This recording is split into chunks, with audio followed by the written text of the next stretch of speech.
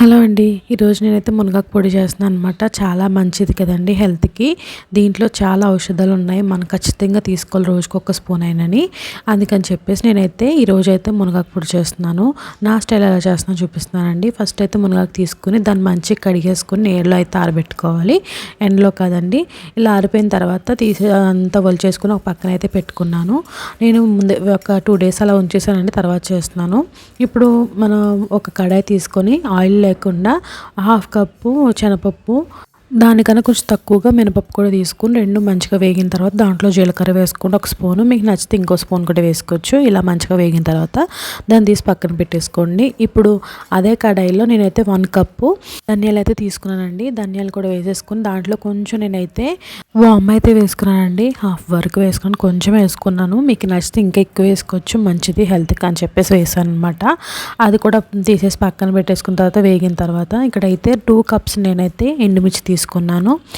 First అయితే ఎండుమిర్చి వేసేసాను. దాని తర్వాత గింజలు ఉంటాయి కదండి, లాస్ట్లో వేసాను. ఎందుకంటే మాడిపోతాయి కదా ముందే వేసుకుంటే, అందుకని చెప్పేసి అవి కూడా మంచిగా నూనె వేసి కొంచెం ఒక స్పూన్ నూనె వేసుకొని మంచిగా వేగించేసుకుని ఒక పక్కన పెట్టుకున్నాను అనమాట.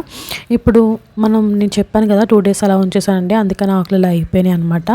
ఇది కూడా ఆయిల్ లేకుండా చేశాను. ఇలా వేసుకొని మంచిగా వేగనిచ్చుకోండి. ఇది మనకి ఎక్కువ టైం పట్టదు, చాలా తొందరగా అయిపోతుంది. కానీ కలుపుకుంటూ ఉండాలి, మాడిపోతుంది కాబట్టి దగ్గరుండి చేసుకోండి. చూసారు కదా, ఇలా పట్టుకుంటే ఈజీగా మనకి స్మాష్ అయిపోతుంది. అలా అయ్యే వరకు చూసుకొని మంచిగా కలిపేసుకొని పెట్టుకోండి. ఇలా మొత్తాన్ని చల్లారిన తర్వాత ఆ జార్లోకి ఫస్ట్ అయితే నేనైతే ఎండుమిర్చి, చింతపండు అయితే వేసాను. ఎండుమిర్చిలో మర్చిపోయాను చెప్పడం, చింతపండు కొంచెం వేసుకున్నాను. ఇలా మంచిగా మిక్సీ చేసుకున్న తర్వాత ఫస్ట్ ఎందుకు చేశానంటే తొందరగా నలగదండి, కారం కూడా తెలియదు మనకి, అందుకని చెప్పేసి ముందు ఎండుమిర్చి, చింతపండు వేసాను.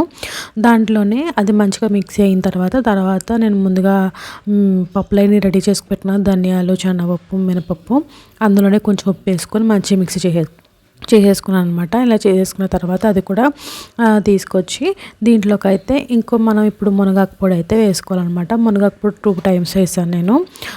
వెంటనే నలిగిపోద్దండి, ఎక్కువ టైం తీసుకోవచ్చు. లాస్ట్లో కొంచెం వెల్లుల్లిపాయలు వేసుకోవాలి, మీరు నచ్చినన్ని వేసుకోండి. నా దగ్గర ఉన్నాయి వేసాను నేను. దాంతోపాటుగా కొంచెం ఉప్పు అన్నీ సరిపోయేలా చూసుకోవాలన్నమాట. అన్నీ సరిపోయిన తర్వాత నేనైతే ఇక్కడ నెయ్యి వేసుకొని మునగాకు పొడి వేసుకొని తిన్నానండి. నిజంగా చెప్తున్నాను, చాలా చాలా టేస్టీగా ఉంటుంది.